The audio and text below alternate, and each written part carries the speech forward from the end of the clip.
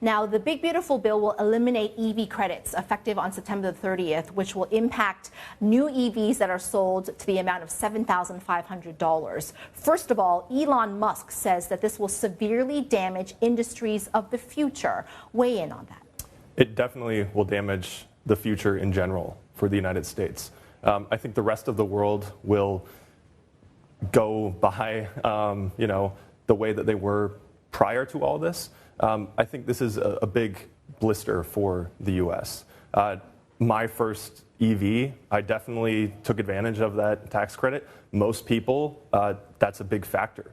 And so you have China that's exporting $10,000 cars, EVs, to the global south, and the U.S. is just blocking it. I think it's going to get to a point where Americans realize that they can't buy the Xiaomi U7. They can't buy, the newest EVs from China that are significantly better.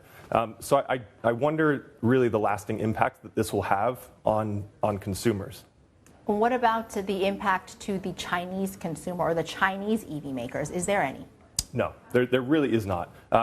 For the last 8 years or so, Chinese EV makers have not really looked seriously at the U.S. market because there has been this tariff in place, the 27.5%, and then of course that got increased, and just ballooned.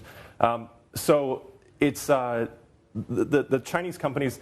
A few of them have offices in the U.S. That's purely for talent, but really there's no impact on the Chinese companies. All right. Well, what about the rest of the new energy, solar, wind, and battery sectors? These are all growth areas for China, and of course the supply chains of China. How is that going to be impacted? Renewables are huge for China. Last year, China produced half of the installed capacity for renewable energy. It added 10% to China's GDP last year. It's on track to be even more impactful this year.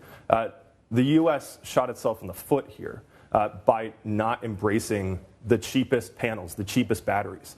American companies don't make batteries. The supply chain is all in Asia. And so the U.S., they had the opportunity to license some of that tech, and it's been fought by a lot of lawmakers in the U.S. So now they're going to have to buy those who still want panels and who still want batteries. They're going to get them from China. 70% of all batteries produced this year are by two companies, and they're both Chinese. So those prices are about $50 per kilowatt hour. In the U.S., that's at least $140, $150.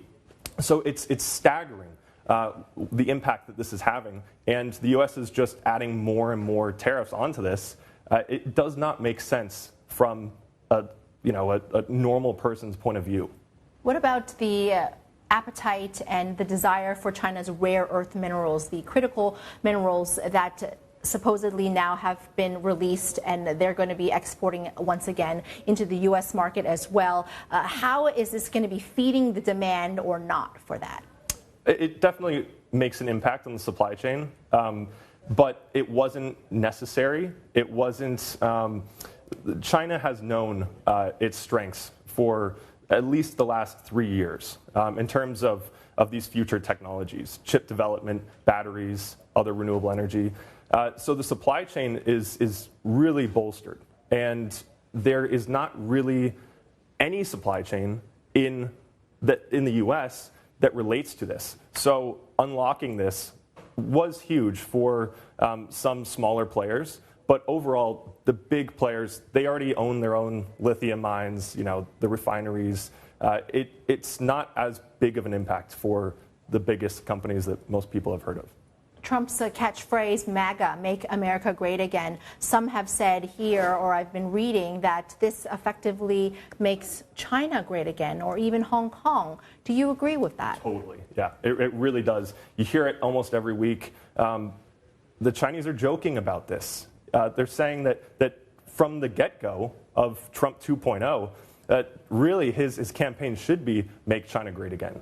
And the U.S. right now, I really encourage investors to really read the bill, because there are things that are not really headline grabbers. They're things that are like taking out all of the policies for electric school buses, for even in less developed communities in the U.S., air quality sensors. And they're pouring that money into things that the U.S. should have been building all along. So I think it's the U.S. This bill really shows that the U.S. is kind of admitting its weaknesses, which is kind of surprising coming from this president. We heard from the China State Planner this morning that foreign tech curbs can only strengthen China's tech innovation and resolve on self-reliance. How do you see that further being boosted, and in which industries? So the countries that are embracing Chinese tech products and renewable energy, they will benefit tremendously, and they have been. The Global South, half of China's renewable exports went to the Global South last year. That was only 22% in 2 years ago. So this is huge for other countries that just don't have any access to this normally. And they weren't in a position to buy these from the U.S. because the U.S. never made them. So for China, this is going to be huge. But I think the impact really should be people should focus on the other countries. Right now, even panels that are en route to America are being diverted to South America. So we're seeing just China closed itself off for a long time, and now it's it's a complete opposite. And now, ironically, the U.S. is the one that's closing itself off. So China sees itself kind of as a hero in a lot of markets.